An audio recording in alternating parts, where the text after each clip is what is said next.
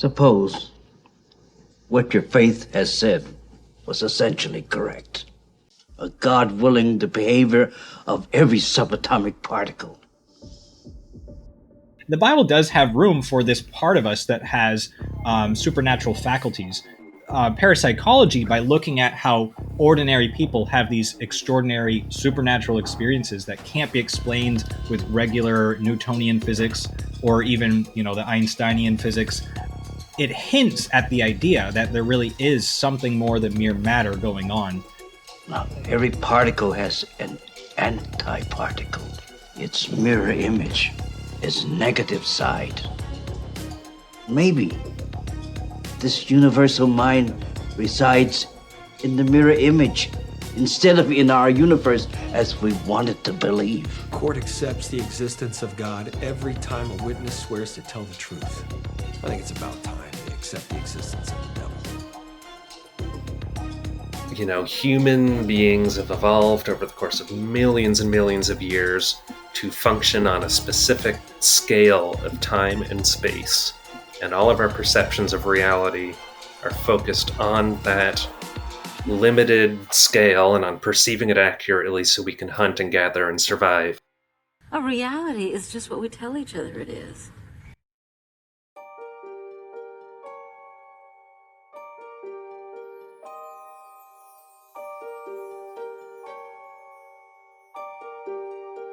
This is your nautical lantern on the dangerous seas of darkness.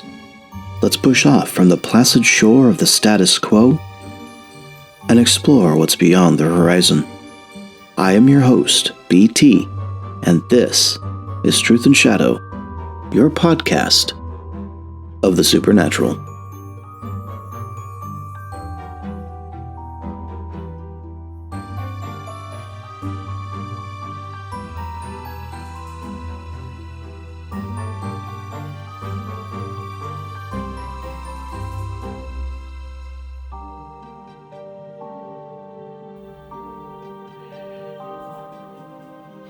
Some truths refuse to fit neatly into one box. The unexplained, visions, miracles, encounters with the unseen can feel like they belong to faith alone, but what if there's something more? Scripture speaks of prophecy and healing, acts that challenge the limits of reality. Are these purely divine or echoes of a deeper connection between the physical and spiritual worlds? Now, I'm not here to dismiss faith or reduce miracles to mechanics, but what if the pursuit of the unexplained, what some might call parapsychology, isn't a threat to belief, but a way to understand the mystery of it all? Faith tells us to seek, science tells us to question. Maybe the truth lies in daring to do both. Therefore, let's talk to a couple of individuals on the Christian fringe. One an undergrad in biblical studies, the other a master of theological studies, and both fascinated with parapsychology. They are the mystic messengers, faith finders, and spirit seekers. Ben and Matt, welcome to the show. Thanks for having me on. Thank you. Of course. So we had been talking back and forth for a bit of time to hammer down something to talk about. And Matt, you had brought up that you've been involved in some parapsychology course through a Catholic apologist, Jimmy Akin. And before we get into all of that, I thought we would take a moment to discuss who you guys are. Whoever wants to go first, by all means. Ben, alphabetical order. Yeah, sounds good to me. So my name is Ben Badecki. What kind of stuff are you looking for the background here? We got the... Your education. So I took undergrad in religious studies. I did a Master of Theological Studies through McMaster University. Started a Master of Theology in History at U of T, so I thought I was going to, go on, do the PhD historian thing, and basically I switched directions, and now I'm working on a degree in clinical counseling and almost done, and looking forward to starting a career as a therapist. And somewhere in all of that, picked up a little bit of an interest in parapsychology and all sorts of supernatural stuff, I guess. And that's probably really the connection between me and Matt, who told me about the a course that we took together. And as BT mentioned, I did my undergraduate in biblical studies up in New Brunswick, Canada, at Crandall University, which I believe, Ben, you went to as well. Yep, that's We right. just never saw each other in person. Ships in the night there. Another connection between Ben and myself is we're both somewhat influenced by the charismatic renewal movement in the Christian faith. So we already have sort of a background in the intersection of the supernatural and our Christian faith. And so the subject of parapsychology is of particular interest to us. People that have seen Unrefined podcast may know that I wrote A Magical World, How the Bible Makes Sense of the Supernatural.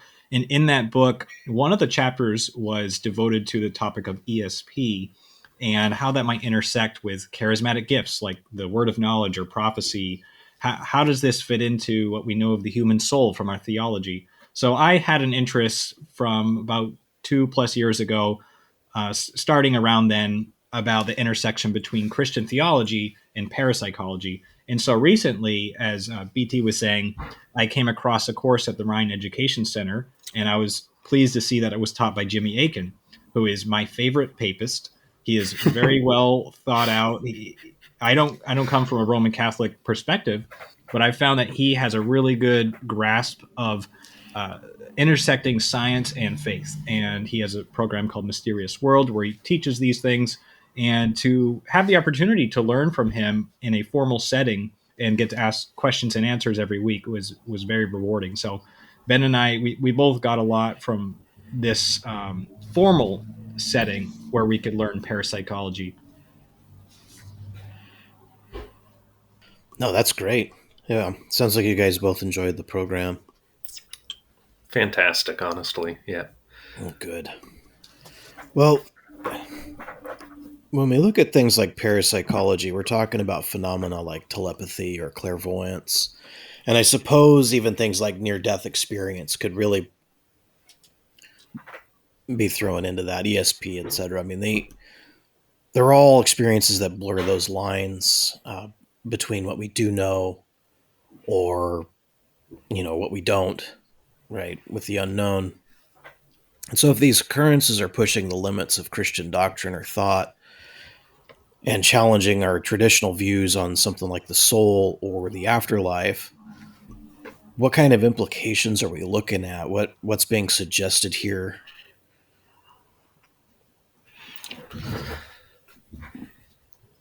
Man, well, that's like one of the big questions with the whole thing, right? And I guess like where I'm at with it, because I'm, compared to Matt, I'll say I'm relatively new to the specific study of parapsychology. And so I'm Right.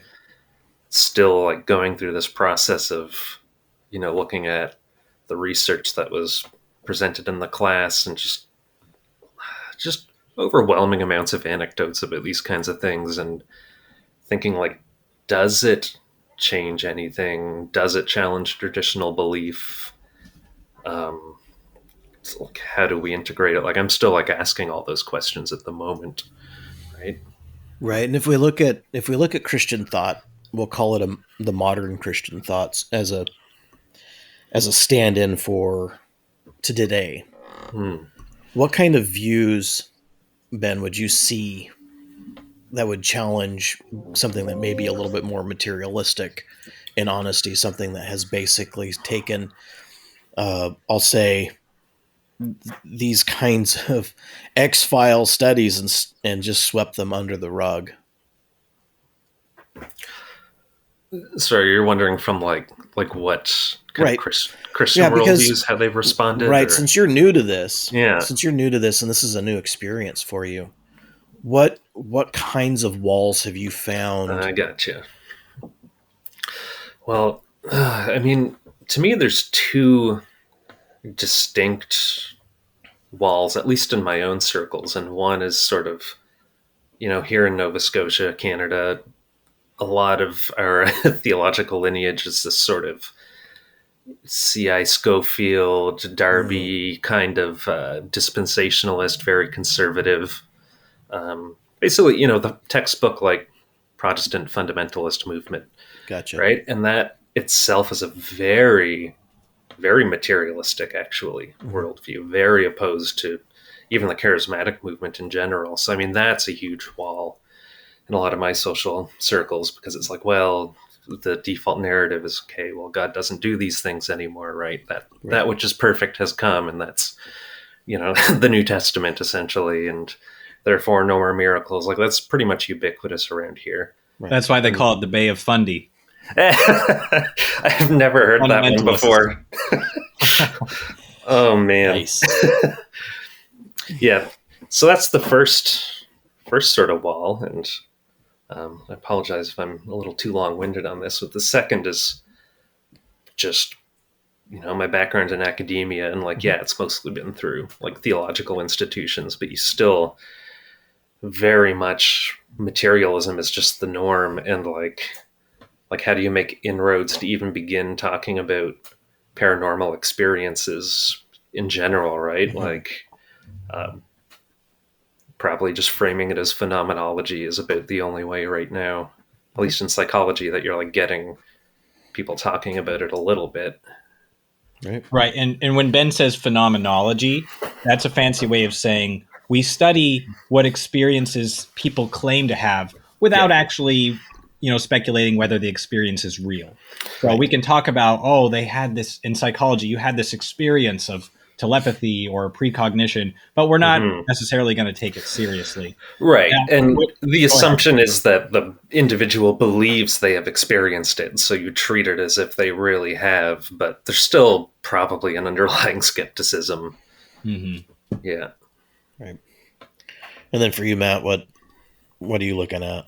So to build on what Ben was saying, so you got the first wall, if you come in a sort of a cessationist Christian understanding, just the idea of spiritual gifts is a barrier of God doing supernatural things. Right. But then the second wall, when we talk about parapsychology, is, just random people off the street, Christian, non-Christian, Hindu, Muslim, whatever they are, having supernatural experiences. And how are we to make sense of this and categorize it? And one approach, which I've called the demon of the gaps, there's another author called Weisinger. He calls it demonomania, which is everything that doesn't fit into either spiritual gifts or, God doing a direct miracle must be demonic.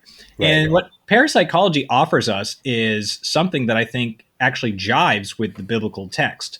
Biblical text gives us instances, or at least it gives us a framework where human beings have a soul, and people argue, is the soul immaterial or is it made of subtle matter? And you can get into the early church fathers, right, and you can get into the Aristotelian Thomistic synthesis of what the soul. I don't get into any of that, but the Bible does have room for this part of us that has supernatural faculties. And so parapsychology, by looking at how ordinary people have these extraordinary supernatural experiences that can't be explained with regular Newtonian physics or even, the Einsteinian physics. It hints at the idea that there really is something more than mere matter going on. And I think it's a third way. Instead of looking at everything as hallucination or everything as demonic, you can say, I think human beings they have a spiritual component, and stuff like this can happen. And you said near-death experiences. That does fall into parapsychology, because as Ben and I learned many times, because Jimmy he's very good at repeating the fundamentals. The study of parapsychology is the study of two things: psychic abilities and the survival hypothesis. So the survival hypothesis is, does the human consciousness survive death?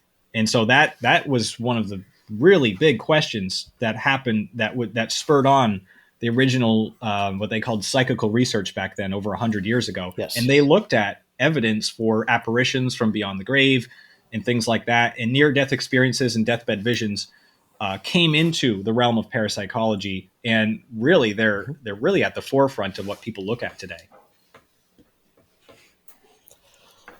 Yeah, especially if we look at the reality of a cessationist movement. Cessationist?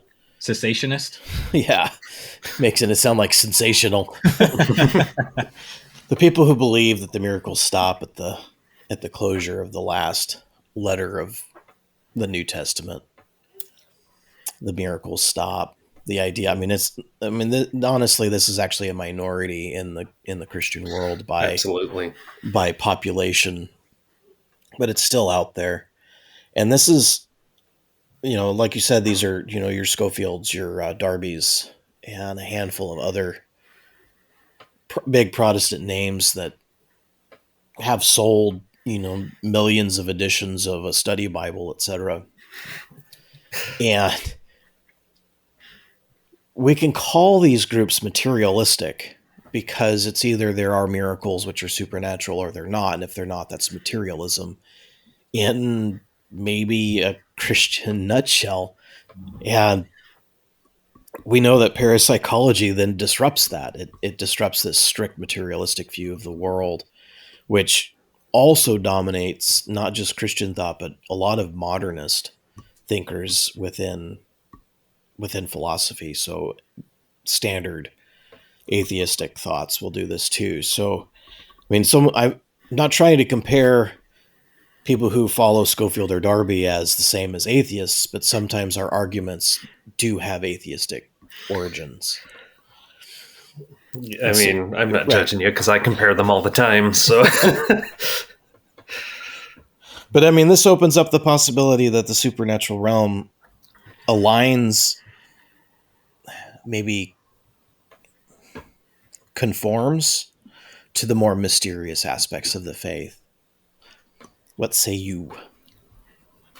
Yeah, and I will point out, not all parapsychologists believe in survival after death. Not all of them believe in the existence of a soul. Ed May, he did training with directing some of the remote viewing programs for the U.S. government. He's still active in parapsychological research, and he is a materialist. And he believes all of these abilities will somehow eventually be explained through laws that we just don't know yet. I will say he is a minority view among parapsychologists. Most of them are more open to the idea of a spiritual realm, although they really don't like to use the word spiritual. They'd rather use the word consciousness or the psychic or something, because spiritual sounds too biased, too religious, and they like to use more neutral scientific terms. But if you look at one of the founders of the Society for Psychical Research, which I believe started in around 1882 in Britain, his name was F.W.H. Myers, and he was highly esteemed by William James, the founder of American psychology. And what he said was, the efforts of our work are meant to prove what he called the preamble of all religions, that a spiritual world exists. So he had an explicit goal to find some scientific proof for spiritual truths. J.B. Rhine, who the Rhine Center, where we learned from Jimmy Akin, is named after him, and he did the experiments at the Duke Parapsychology Laboratory.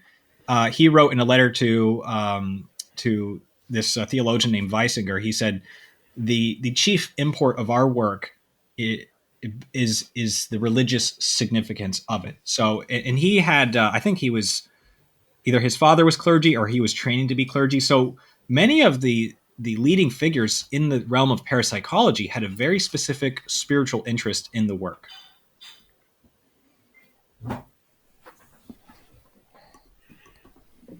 Ben, do you have any thoughts? I don't know if I could add a whole lot to what Matt just said there. I mean, that captures most of what I would think about it. Yeah. Now that I say that, I do, I guess a lingering question, and maybe it's a fairly obvious one, is just like, so if we get into these parapsychological phenomena, like ESP and survival of bodily death especially, and they, say it turns out these things have a scientific materialist basis, which some people suspect they do, then I don't know, is it like another God of the gaps, and it just kind of pushes the ball further down our road of scientific knowledge? And I don't know if, Matt, you've thought about that question. Yeah, and at some point, so another thing that we learned from Jimmy is what's called phenomenal conservatism. And phenomenal conservatism basically says we should take things at face value until we have good evidence to the contrary. Right. This is the reason that I don't subscribe to simulation theory, because technically speaking, everything that we do in life could be part of a simulation or someone's dream, or the whole universe could have been created 2 seconds ago and all of our memories implanted. And the thing is, you can't actually prove that wrong. It's unfalsifiable. Right. But if I don't have any specific evidence pointing to that, I'm just going to take my life at face value. Otherwise, we will go insane. So when people return or resuscitated from death, and they were in complete coma, and sometimes even their brain waves were down, and they tell you things they could not have known that were going on in the room nearby, and they meet deceased people that they didn't know were actually deceased, my impression is, oh, they may have gotten a glimpse of the hereafter. Yeah. My impression is not, oh, well, maybe like their mind just picked up on this like super psychic materialist pool of knowledge and imputed it into their consciousness, which technically you couldn't disprove. It's called the super ESP hypothesis, or also known as the super psi hypothesis. And you can't prove it wrong. But I am more inclined to take things at face value unless there's really compelling evidence to steer me in the other direction, which is why I do think parapsychology offers a lot of evidence, not proof, but it offers evidence for the supernatural. Right. To answer Ben's kind of question, the idea of time and the things that we understand or we're learning about time in, say, a high physics mindset is that all time is concurrent. And so the idea that all time being concurrent might actually would be that kicking the ball down the field. Because if you're just said, well, all time is concurrent, then any kind of interactions that another person has with a non-corporal entity would simply be that other entity existing in a block of time, interacting in a way that makes it seem like it's now. Yeah. I'm specific, to make it a simple explanation, I'm talking about like ghost occurrences.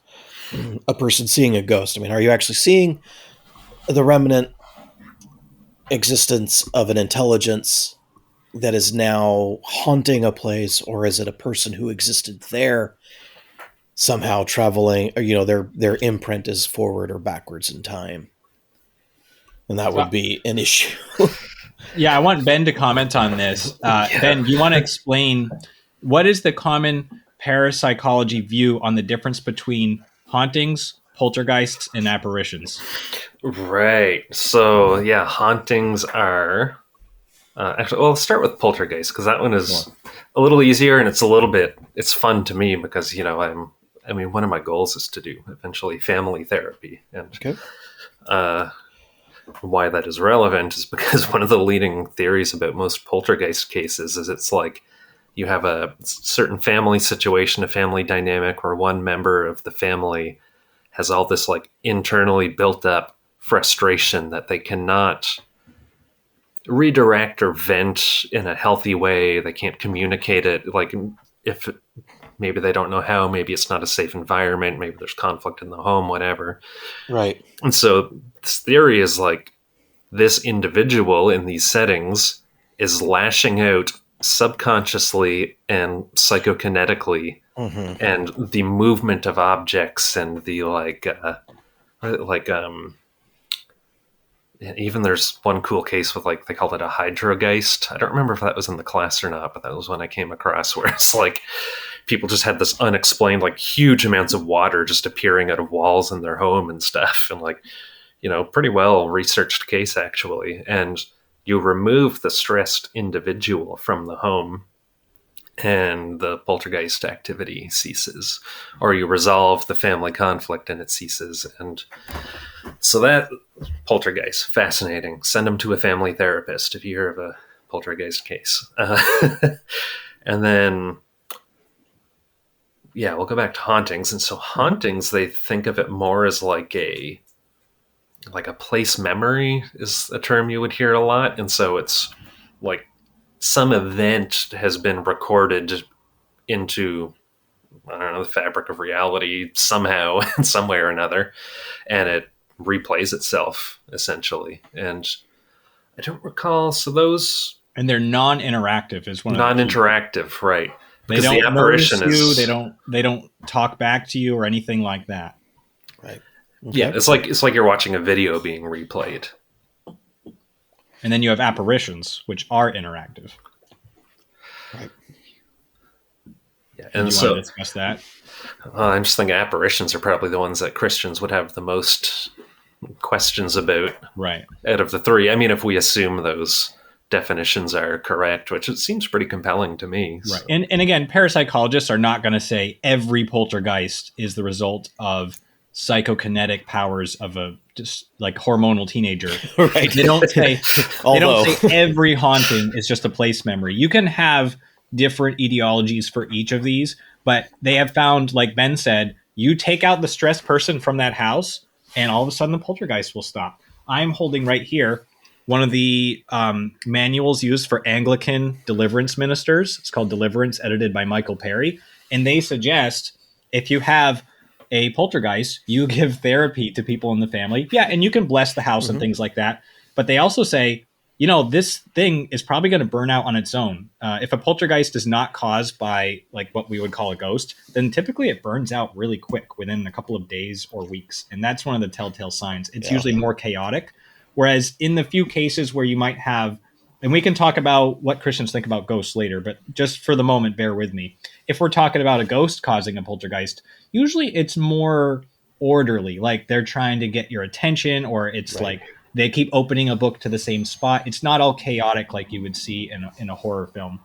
And when we go to hauntings, the book gives advice like, well, you can bless the house and pray for everyone, but otherwise, just let the haunting do its thing. You don't need to cast out demons or exorcise them, because it's just a place memory. It's not going to hurt anybody, and it's just that's all there is to it. And something Ben left out was that some place memories are from highly emotionally charged situations if something horrible happened, and other ones are more habitual, like a housewife that walks up the stairs at 3 p.m. every day to check on the baby, and you'll see a ghost of a housewife. And those are the two types of place memories. And the reason that parapsychologists don't consider these to be real ghosts or real souls that are stuck is because they won't talk to you, they won't recognize you or anything like that. Whereas what they call apparitions, there can be sometimes a back and forth. They're affected by things in the environment, or they can affect things. And of the three categories, that one category is the one where many parapsychologists would say, hey, we might have evidence for the soul continuing after death. Of course, Christians will sometimes say, hey, maybe it's actually a demon or an angel or something. But parapsychologists, they don't like to talk about demons and angels because Occam's razor tells them, just if you can explain something without positing additional entities, then just do it that way. So what the trick is for us as Christians is to take what we know from Revelation, from Scripture, and combine that from what we know from scientific study and come up with the most reasonable hypothesis. So sometimes we have to bring in some sort of demonic or angelic explanation when we're doing theology. But when you're doing parapsychology, you're much more limited as to what kind of explanations are acceptable, especially if you're going to do publication. Definitely. There's a couple of cases that stand out to me the most. One is the story about this, well, he's not a boy, but he was a boy. So this boy named Eugene and his doll, Robert the doll. That one is a pretty renowned, famous story. Robert the doll being obviously a toy, and Eugene being a child interacted psychically with the doll and got it to move and do these other things. And so that one's kind of a weird story. We're not talking like Chucky where the entity is possessed or but it was chaotic, right? The behaviors and the mannerisms of Robert the doll were not chaotic. They were organized in a way that could be researched and studied. And not, I wouldn't call random chaos would be a disorder. So these were they were an ordered interaction. The one someone may have when they talk about having a invisible friend situation where they're talking about thoughts, ideas, opinions of invisible friend. Whereas Eugene and Robert the doll, they would play with each other as a kid would play with a toy, and then the doll would be somewhere and it would move or be have moved or whatever of its seemingly own accord. And these would be interactions between the thought space of Eugene and interacting with the boy. So to tie it together, Matt, it would be a repeat memory interacting on a physical object. And so it's like, this is not like poltergeistic behavior. Whereas within the world of cryptid studies, people who interact with, say, the thing known as Bigfoot typically have an encounter with the Sasquatch in some fashion, either by hearing or seeing the thing, and then going home with something in their mind, and then cabinets, doors, etc., opening of their own accord, slamming doors, knives coming out of knife blocks, things like poltergeist behaviors that usually do fade with time. And so it's kind of like they have a highly emotional engagement with this thing that is quite in their mind space other, and they bring home whatever emotional interaction. And so that, go ahead, that'll tie into spiritual warfare, like you said, Matt, with your book about deliverance. There's a handful of other authors out there, McNutt, et cetera, who talks about interacting with non-human standard biological behaviors, or something like, the demonic world, someone like Father Chad Ripperger might talk about. Yeah, I do know Ripperger came up at the end of a Q&A, and all Jimmy said was, I would express extreme caution. Right. So I didn't look further into that, but I do know Jimmy did say that. And I know he's very wary of some excesses in the realm of deliverance. Right. So I'm not making a comment myself on Ripperger, but I did want to put that out there. Yeah, definitely. I did use some of Francis McNutt's book when I did looking up for my own book, and he does talk about deliverance from demons, but also he, as a good Roman Catholic, he was open to the idea of wandering spirits that may need to have some sort of blessing done to have them move on. Right. Yeah, it's just that, some of these experiences may not be as random. Basically the evidence of a spiritual background, like you said, we have a worldview that isn't merely materialistic. We have a worldview that does incorporate the non-materialistic mystery or mysterious universe, really, on the other side of the physical veil. And so we're acknowledging that not just people have experiences, but that those experiences may be true. And if we acknowledge they may be true, that could be the evidence of a spiritual background that is actually far closer to us than we believe. Yeah, absolutely. Yeah. Yeah, if you have any thoughts on it, just talk. It's fine. Okay, so I don't want to derail us too terribly much, but this has me thinking about, have you guys ever read The God Delusion, Richard Dawkins? No. I know fascinating read. I've heard enough of it. Yeah, okay. He has this part near the end of the book, and forgive me, it's been about 10 years since I've read it, so I might kind of be iffy on exactly recalling, but it was the first time I've sort of had my own attention drawn to this concept where he talks about, human beings have evolved over the course of millions and millions of years to function on a specific scale of time and space. And all of our perceptions of reality are focused on that limited scale and on perceiving it accurately so we can hunt and gather and survive and all this, right? Which, to me, very compelling. He talks about, mountains are stationary to us, but they're not stationary. They're like it's almost like continents are almost like a liquid that flows and goes Right. back into the mantle and whatever. And then he just sort of, I don't know, like I just felt like he never really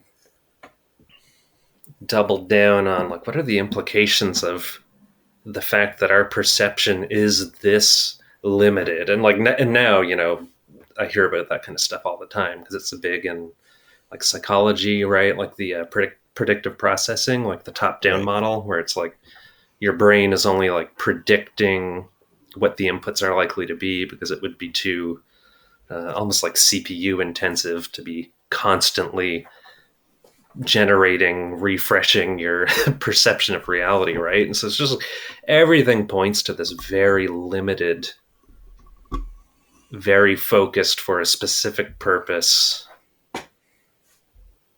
kind of aspect to our perception of reality. But that doesn't exclude the idea that there's more to reality than we can see. Right. Well, I mean, and to me personally, it almost encourages the idea that there would be more because we're so designed or evolved or both, whatever. Like, I'm not going to debate the semantics of that, but we're so intended for a very specific, very narrow, relatively kind of perception. And I think this is a good pivot point to talk about. So Ben's talking about Dawkins' statement that we are wired to thrive in our own circumstances, which what are we worried about? We're worried about getting sleep. We're worried about getting food and water and all that stuff. And that's not going to produce a ton of what we call in parapsychology psychic functioning.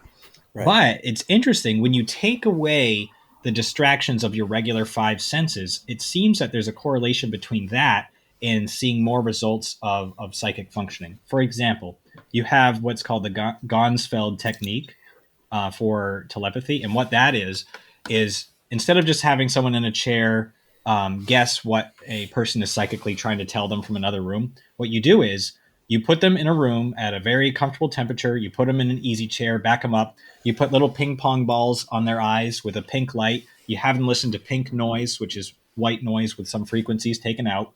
And it's almost like being in one of those float tanks where all of your sensory signals are all on mute. And so all that's left is your mind. And it really seems like people are better, statistically speaking, they get better results on psychic tests when all of their regular five senses are on mute. And, this correlates to many things. Why is it that in so many different religious experiences, fasting and meditation are associated with mystical states? Well, I think there's something to that where it's kind of like where, if you ever look into intermittent fasting and what's called autophagy, your body will never do autophagy and do all the cleaning up work if you're constantly eating and constantly spiking your insulin. So your liver is always working full time.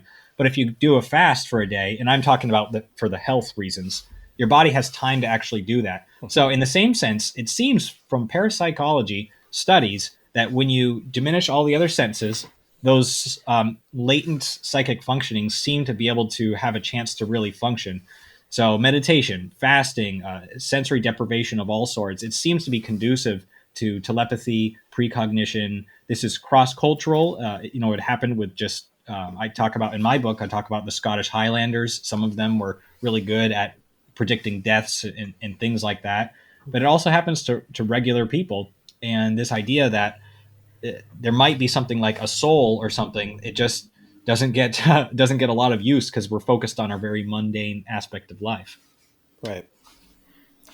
Yeah, no, it's true. I mean, even anthropologically speaking, we don't find if we were to follow an evolutionist thought for a moment, we don't find people who are before the Neanderthal burying their dead with any significance, and especially without the significance of any kind of grave goods.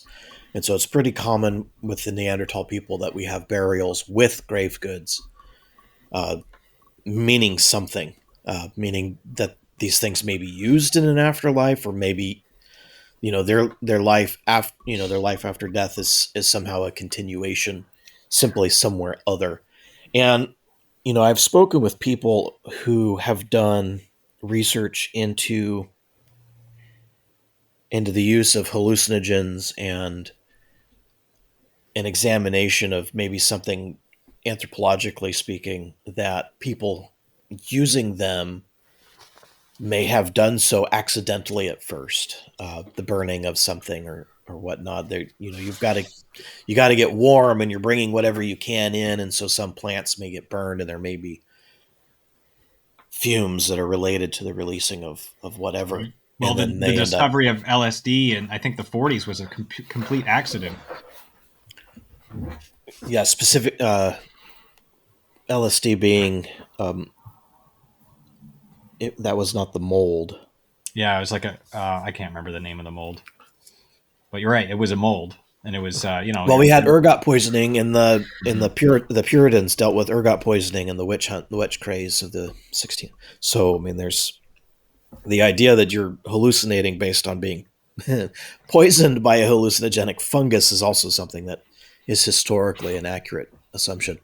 But basically, what I'm trying to say, is I'm trying to say anything at all, is that these lines between the physical and the spiritual realm seem to drop when our inhibitions have been removed. Yes. Well, in inhibition specifically, I mean, Jimmy mentioned that a few times in the course because it was the spoon bending parties, right? Where they would like just try to have like a really fun time. I think there might have been some alcohol involved, and you're just more likely to be able to spontaneously bend a spoon if you're in this mild altered state of consciousness, at least. Sure. Yeah. Yeah, when you're unplugged, you may be able to bend the matrix. Yeah. Sure. But I mean, it's like, what do we do with, ethically speaking, right? When we start looking at parapsychology, what happens is people who study this particular field are on a fringe because the main Christian thinkers, they reside in a glass house that's built upon simply rereading the same texts and regurgitating the same information in a more modern language. But out here, outside on the periphery, are people who are looking at these phenomena that exist and that people do experience them. And it the people who want to stay safe in their glass house are concerned that digging too deeply will end up basically leading. The basic thing is, you're reading into the demonic. Well, I can, BT, you can relate to this. There is a certain lust for the esoteric that can lead you down a bad path. I think all Christians can acknowledge that. There's this forbidden fruit syndrome where God is, for our own good, telling us, hey, don't go there. And one thing I did learn, having reading into this for a long time, even the Christians that have really original and thoughtful thoughts on this sort of subject, they're like, be careful how much you read into like the occult half Right. of this stuff, because it's kind of like it'll trap you into this wanting to know more and more and more. But sticking to the scientific stuff, I think, is perfectly legitimate. And like you said, there is sort of an echo chamber with Christians that dismiss this stuff.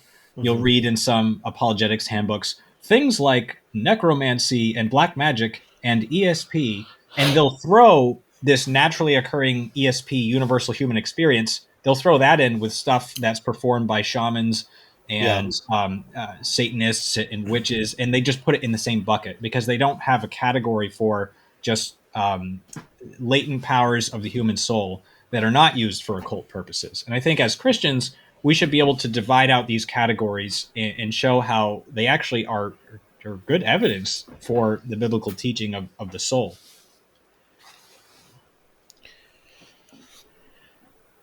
Right.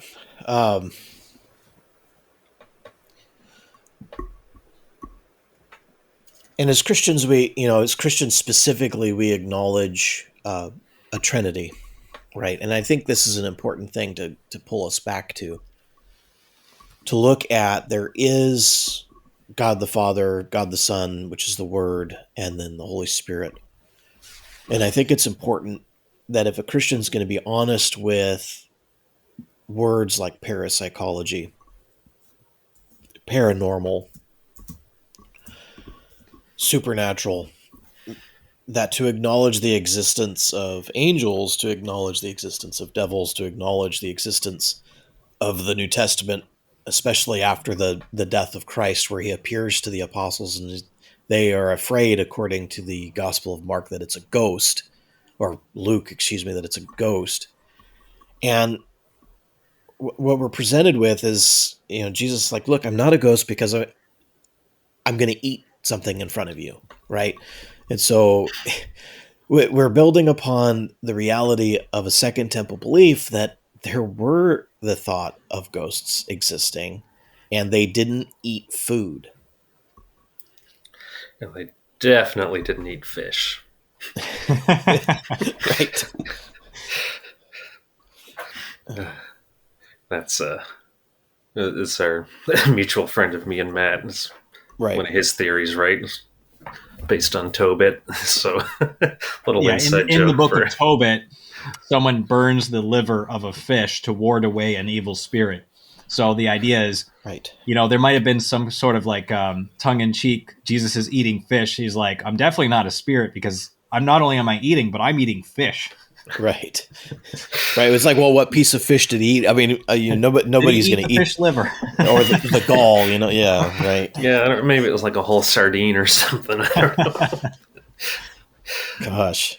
But I mean, there's, what do we do with this divide, right? We've got this divide between, psychological explanations for paranormal experiences. Yeah.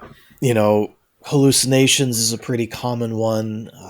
If anybody looks at the DSM, they're going to read that sociopathy, psychopathy, even some antisocial disorders are, hallucinatory in existence. They are all fabrications of the mind, brain chemistry, etc. Oh my gosh, even with regular old major depressive disorder, if you get depressed enough, you'll start having psychotic features associated with it, right? Right. And so sometimes what happens is the spiritual nature of these experiences is more real than our psychological explanation. And so what do we do? What should we be doing besides taking the stance of going, okay, you've had an experience, I'm happy for you, and I believe you had that experience? Yeah, well, I mean, I'll jump in a little bit on that and say that, for me as a loosely sort of evangelicalish Protestant Christian who is charismatic and believes in the gifts and all this, but also someone who is training to be a therapist, I have just huge questions still about psychedelics, in particular in the altered state of consciousness. That right, psilocybin is the big one, right? Like everyone's talking about it now, and yes, a ton of research is being done, and it seems incredibly effective as an antidepressant. I believe a lot of psychedelic hallucinatory drugs are very effective antidepressants, like maybe better than most of the sort of mainstream pharmaceuticals that we have. But the question that I personally have is, what is going on with the hallucination part? Is it something that is generated from the brain and it's just this sort of novel experience, almost like a dream or something? I mean, then that opens the whole question of like what even is going on with dreaming. But right, like, or is it an expanded perception, like a apocalyptic in the terms of like Book of Revelation, like expansion of our understanding of reality itself? And then like, and I just like, I don't know, like, do I fully endorse like, okay, this is like a way better way to treat depression, or do I continue to be very cautious about what's going on? What are people encountering when they do these drugs? And I still have no idea. I go back and forth. Right. Well, the similarities of the research information that comes back from the individuals who are in the experiment group simply seem to report similar experiences, typically seeing the same things. Yeah. Yeah, especially, well, the DMT is sort of really fascinating for that, where everybody sees like the robot elves or whatever. Like that's... I think there's good evidence for, especially us as Christians that believe in a spiritual realm. There's good evidence that many of these hallucinogens or entheogens, whatever you want to call them, for them opening up your perception to an objective realm. And if you read Michael Pollan's book, he talks about these Roman Catholic Mexicans that they, like, when the mushrooms were starting to just on the border of getting into the public consciousness of the 40s or 50s, I can't remember exactly. They used it for divination. Like if someone was missing, they would go on these mushroom trips as Roman Catholics and figure out where the missing person was. And it was only the Westerners. The Westerners are the ones that wanted to make a whole religion out of it and piece together what the pre-Columbian religions would have been with these. I think the question for us as Christians, what Ben's getting at is, yes, it may be effective in treating depression and all this, but what are you opening yourself up to? Are you just, as Matt Arnold, our friend BT, you and I, we loved Matt Arnold. He says you wouldn't just put a giant neon sign if you lived in downtown London saying, "Come on in." So are you doing that when you take psychedelics? And as St. Anthony says, the air is full of our enemies. Are you just putting a giant neon sign out there? So this is an ongoing study for me. I see people like Sean Ryan that their whole life was transformed through ibogaine treatment, and they eventually became a Christian. John Crowder, the crazy charismatic guy, he got saved on an LSD trip. But then there's also plenty of stories of very, very scary things happening on this. If you read Rod Dreher's book, he talks about some of these. He talks about one of his friends that did it as a Catholic, and he met, as he reports it, he met his guardian angel, and the guardian angel's like, "Never do this again. You have no idea what you're getting into." And then he regretted the whole thing. So it's a very fascinating topic. What I'm convinced of is this is not just a hallucination. I think there is something there's some sort of connection, just like with near-death experiences, where your soul and your body loosen up from each other a little bit. Yeah. I think that's going on. And the question for Christians is, like, is this permissible? Is it permissible in clinical settings? Is it permissible recreationally? Right. That sort of thing. And right now, like Ben said, it's an ongoing thing. But I do like what Rod Dreher says. You compare, a Christian mystic that spent 30 years praying and fasting for these experiences, encountering God, and you compare it to a guy that just, takes a mushroom. It's like the guy that, builds a business over 30 years and is wealthy versus the guy that wins the lottery. And what do we know about people that win the lottery? They usually ruin their lives. They're not prepared for entering into the unseen realm. And Michael Heiser, he did a Paranormal episode on this, and he didn't give any firm conclusions, but his intuition said, you know what? When God created us, he gave us this brain to work the way it is. And when we're running on full cylinders, we're not hallucinating this giant realm all the time. So maybe God was wise in not opening that up to us just on a fast food microwave ready basis. So it's a fascinating topic. And I did listen to your episode, BT, that you did on this. I look forward to studying it more. Yeah, absolutely. And, and this is, I kind of am beating around the bush. Like, I really hesitate to say I do or don't believe a certain thing with stuff like this, but I really do lean towards, with a big grain of salt, probably like what is happening with hallucinogens, I think, is this expanded perception. And, that's why I'm kind of mentioning that, and like the limits of the brain. And I have this little theory that it's all connected to Apocalypse and Revelation and stuff, which is, probably pretty obvious when you start to connect the dots. And the same sort of reservations as you, Matt, where it's like, well, like, what are you opening yourself up to? And have you guys read the Gateway Process document? Yes, actually, I was Yes? interviewing. Okay. Yes, I have it here. So fascinating. There's a picture of it. I It's right think. here. Matt, have you read it yet? No, I haven't. It's a CIA document. It's great. Yeah, it's like when they were doing like all the psychic spy stuff in the Cold War, this was basically their attempt.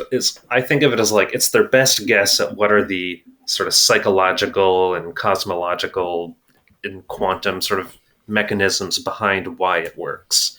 Right? It wasn't like, is this working? It's like, okay, we're doing this. It is how working, and why and is why. it working? Yeah. And one of the things they talk about, well, there's two things that really, like as a Christian, stand out to me. And one is they warn people that they are likely to encounter other entities, other intelligences when they do this. Yeah. And then they talk about these like levels or like layers of, you know, as you get further through the process, you get into a more very like platonic where like everything gets more simple, like the reality itself. And eventually you get to this absolute in infinity. And I just have this like image of like, so as a Christian, you try this and like, God is in his kitchen, like making cookies or something, and he turns around and you're like halfway through the kitchen window sneaking into his kitchen. He's like, how did you get in that way? And you're just like, I don't know if that makes sense, but it's like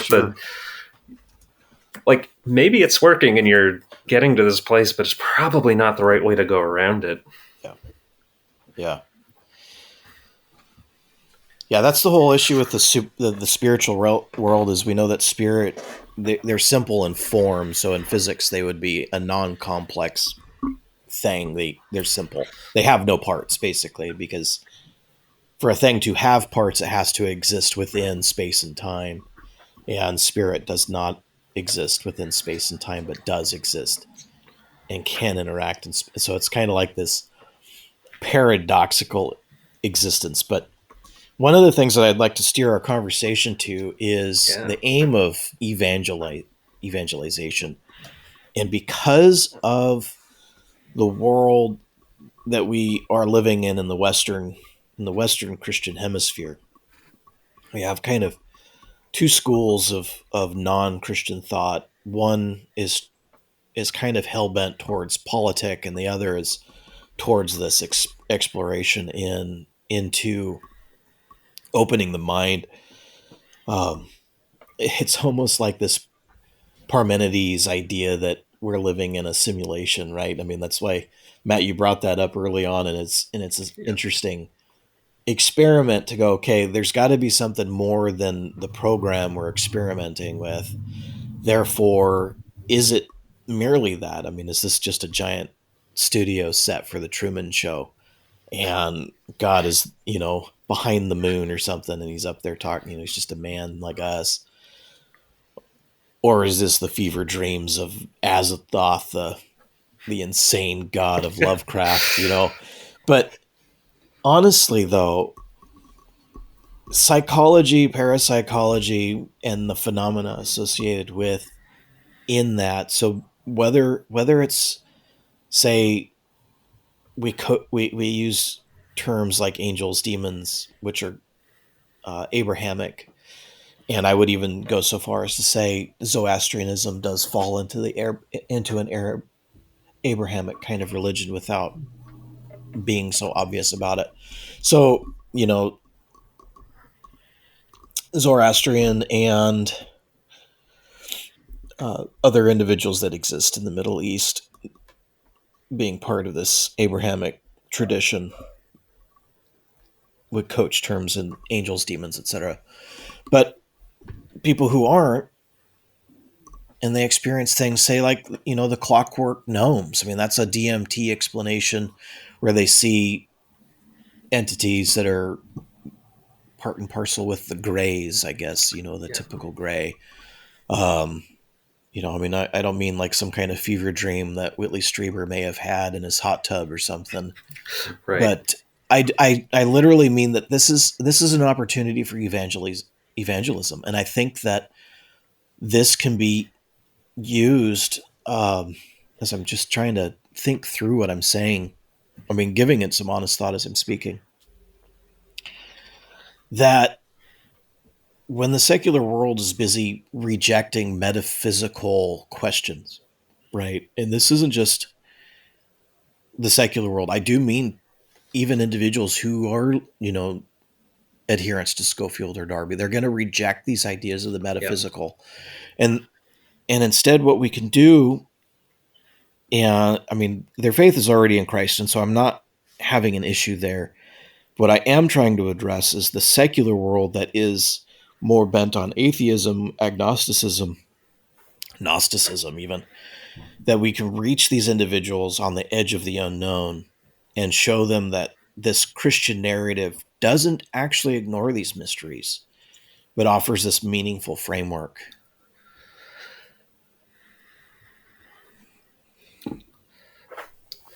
Yes, Yeah. I like that a lot. And Yep. speaking of like, so what's interesting about, let's just take ESP for an example. ESP has this connection. Louisa Rhine, she's the wife of J.B. Rhine. She had this theory that ESP conveys news. So it's not like I just had a precognitive thought that someone's going to buy peanut butter tomorrow. Right. No, it's like my loved one is going to get in a car accident tomorrow if I don't call them, or the chandelier is going to fall on my baby if I don't grab them. It's and also the precognitive and the telepathic incidences, they're usually connected with loved ones. So what's interesting is this isn't just like a random scientific law. It has a connection of meaning, not just randomness. So we serve a God of love and connection, and Justin Martyr said that everyone in the world has the seed of the Logos inside of them. And so when you look at all this stuff, you can't use parapsychology to prove Christianity, but what you can do is you take a rich Christian view of the cosmos. You take a Christian view of the divine Logos, in whom all things cohere and exist, and then you use that lens to look at parapsychology, and you're like, whoa, it all makes sense, or it all lines up. So it's what's called an inferential way of bringing people to faith. Is you give them the lens of the Christian faith, and you look at all this mysterious stuff, and then they're like, wow, that's a really powerful lens. I wonder what else would make sense using this lens. I mean, it kind of reminds me of your book, Matthew. It's basically what you do, is it not? But I'm doing some self-plagiarization right now. love it. You're allowed to do that. Well, I mean, even if we were to take the idea of the Logos, and since I do read quite a bit of Jungian thought, the interplay between our mind space and archetypes, for example. I mean, can't we use these ideas within parapsych? I mean, because, the Logos being, obviously, as John says, in the beginning was the Word, and so the Logos, and the Word was with God, and the Word was God. So we know that Jesus is the Word here as Christians. Yes. And we are meaning that the Logos is merely an archetype form, and Jesus simply was able to tap into that thing that has existed from non-existence and became some kind of paragon of teaching. But we do literally mean that God reached down and touched the material world and became incarnate in it. And so we can reach individuals potentially by utilizing these ideas of the archetypes and reformulating them to address these modern materialistic views by using something like parapsychology. Yes. Interesting. So this is interesting. There's so many Jung's archetypes. He had his own flavor and spin, but this goes all the way back to Plato with the eternal forms. And Plato basically said, there's these universal essences that inform the individual instantiations of things. And you know what? Augustine built on Plato, and he called them rationes aeternae, which are the eternal thoughts of God. So the forms aren't just there on their own; they actually are the thoughts of God, Right. and they emanate from Him. So he had this Christian spin on Platonism, and so you get to Jung, and he talks about the thought forms or the archetypes, and you can take a view. It's hard to nail him down exactly what his view is, Right. but it seems to be that we create the archetypes through our collective thoughts. And there's this, I don't know exactly like in anthropology or what field this really comes out, but you have what's called thought forms in Buddhism. You have the tulpas, which are, you basically create independent entities through our thoughts, which is a crazy thing. But I think as Christians, I take a more Augustinian view where many of these archetypes and these universal human experiences, they arise from a mind at the beginning. It's a top down rather than a bottom up with all of these. And we're discovering them.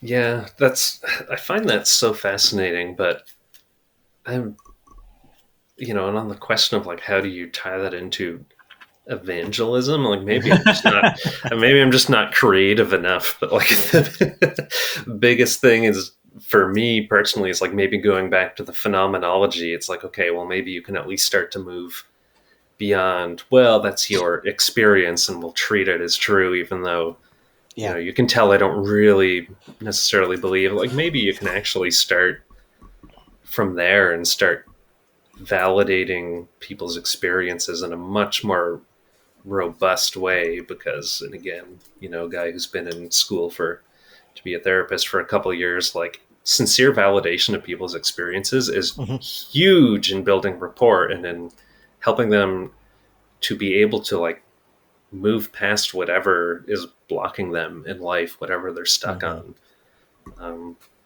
And how you exactly adapt that to evangelism, I don't know, but it's sort of my knee-jerk reaction anyway. No, that's fair enough. The idea that we can find ourselves in situations within our natural environment, so whatever that environment may be, where we have the opportunity to reach out and address the experience of the other person. I'm actually thinking about the eunuch and Philip. I think, was it Philip? I believe so, yeah. So he's on the road. This eunuch's on the road, and he's reading from the scroll of Isaiah. And it's really a prophecy about who Jesus Christ was. And Philip was there, and he was able to take the experience that the eunuch had and say, well, let me explain it to you. And so, I mean, this guy was, I don't believe that I believe the eunuch was an intellect, and he was a person who may have observed, say, the Jewish religion from the outside, and maybe even the Hellenistic religion from the outside, or the Egyptian view, religion, the Greek reincarnation of the Egyptian religion, because that's what we're dealing with by this time period. We're not dealing with true Egyptian religion anymore. But whatever his background was, and so I am speculating outside the text, but I mean, Philip is an example of a Christian who sees an individual in a circumstance who has had a history of something else and is now confronted with a paranormal situation. Because Isaiah is prophecy, and prophecy is something that seems to be utterly alien to this guy, paranormal to him. And so now we have an opportunity of an evangelist. Honestly, that's what's going on. We have an evangelist here who has an opportunity to reach a man in a situation that I don't think Philip normally would have engaged in. It's almost like Philip provides like the last piece of a puzzle that all of a sudden just brings that guy's whole worldview together. Right. and Christ is at the center of that worldview. And so I guess what you're getting at is like, okay, well, maybe with some of this, because like the ubiquity of paranormal experience, right? Like that's one of the first things that grabbed me. It wasn't even so much whether I'm interested in personally in parapsychology or not. It's just that, well, so many people experience this, Right. and with many other things, like, and just saying like, oh well, it's just like a sort of a relic or a byproduct of some brain process. That's not really compelling to people that have these very like real, very vivid experiences. So if we can complete that picture that no one else is providing the answer for, because I mean, for sure the Christian worldview accommodates that much better than any competing worldview in our culture that I can think of, right? So the eunuch had a part of the puzzle, and what Philip is tasked with is giving him the whole picture. Yeah. What this brings to mind is so I've got this Chinese Bible from one of my failed attempts to learn Chinese. So what's really interesting is in John chapter 1, when they translate the word logos, they translate it as word in English. You know what they translate it to in the Chinese Bible? The Tao. Uh-huh. Interesting. The Tao is the ordering principle of the universe. And so there's a very huge overlap between the logos of, I think it's Heraclitus, and the word of God for the Hebrews, and the Tao of the Chinese. So when these people are evangelizing the Chinese, they're like, hey, there really is an ordering principle to the universe. And actually, he is a divine person, and he has become incarnate, and we all have access to him. So when we're talking about parapsychology, I think these experiences that people have, these preternatural things that happen, they give people a piece of the puzzle. They have people wanting more. And if Christians don't offer this framework to them, they're going to go to their psychic fair and they're going to buy some crystals and find their own subculture there. But I think as Christians, there's a way for us to just provide that framework, like Ben said, to give them the richer picture of just the beauty of the world that God's created. Wow. Yeah, now I'm busy puzzling out the Tao, because Lao Tzu, the beginning of his books, is the one who writes about the Tao, is not writing about the true Tao.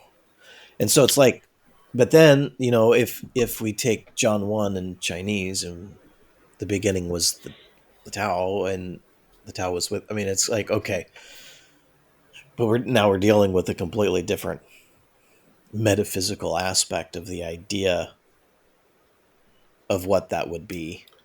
That's an interesting concept. Yeah. Completely different thought. I remember, Matthew, you would have had some of Barry Smith's courses back in the Crandall days, right? Yes. Because he definitely drew a line connecting like the Tao and I can't remember if it's like Plato or Aristotle that really had the one sort of simple, help me out here if you remember. The good. But yeah, the good. It was just the good. Aristotle that's right. Aristotle said God was pure nous, just pure thought. Right. Plato said he was the good. Plato had two.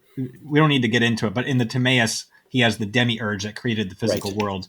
But in the Republic, he talks about like the highest form is the good, and many people think that's the real God for Plato, was the good. Yeah, it just seems like this universal sort of push for this one sort of simple entity at the center of everything. And, this, I'm just kind of like rehashing what we're already saying, but for sure, Christianity can kind of, right? If it's not the true Tao, well, it's because it's missing that personal. Right. In Christianity, our faith is all built around revelation. We know certain things naturally through natural revelation. And that's why you can give credit to Socrates and Plato in certain ways. They were thinking the thoughts of God. But when Christ comes incarnate and we receive the revelation of the Old and New Testaments, we fill in a lot of those gaps. So Motzi may have been right that you can't truly speak about the Tao. That may have been true before Christ, but after Christ, we receive the fuller picture. Yep. So basically, I mean, this is where we are with the idea of parapsychology, is the ability to integrate people's experiences with the innate drive of the human to do the good. whether they are in a religious frame of mind, which, whatever that would look like, because man will strive towards religion, or will kind of end there sometimes. But other people, they might come across something that many people will be interested in parapsychology in a secular sense, because they are searching for answers about questions of the afterlife, of consciousness, and the hidden forces that work in the universe. Yeah, or even if it's just as small as something like the world just intuitively maybe seems bigger to us than what, right, the mainstream worldview says. Like, even that is, I think, a great starting point. Yeah, exactly. So why would the ancients bury their dead with grave goods? Yeah. So, Why bother? Why can we even conceive of these abstract ideas if they have no purpose? well, as we wind down, Matt, you can plug your book. Ben, not to disrespect, but I got think nothing you've to got plug, man. Nope. So, not to be disrespectful, but Matt can plug your book, which me and my brother-in-law actually did a read-through, and a discussion. So, Hey, awesome. Yeah, I mean, if anyone wants to see what I'm up to, go to mattmcguire.net. I blog once or twice a month on Substack. I do talk about parapsychology and supernatural stuff and its intersection with Christian theology. So if you're interested, go to the website. You can find the book, other podcasts, papers I put out, and ways to connect with me. fantastic. Well, thank you guys for both coming on the show. I mean, Ben, if you've got any final thoughts, Matt, you got any final thoughts, feel free to speak them. Nothing for me. Just thanks so much for having me. It was a blast. Of course. Yeah, thank you again for having me. I really enjoyed learning from Jimmy Akin. He's not from my exact theological background, but it was very refreshing to get someone so well versed in it, and also someone that knows a lot of historical theology. That was refreshing for me, and hopefully you'll be able to get him on the program one day to discuss it further.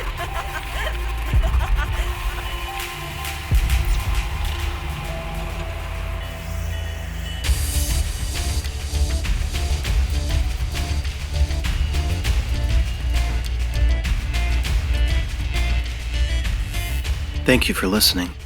This is a free podcast based upon the value for value model. If you find value in this, or any episode, you can return that value by liking the show, subscribing to this channel, leaving a review, or sharing with a friend on your social media accounts. You can also donate on my website. Thank you again. This is BT for Truth and Shadow Podcast. You are the light in the darkness.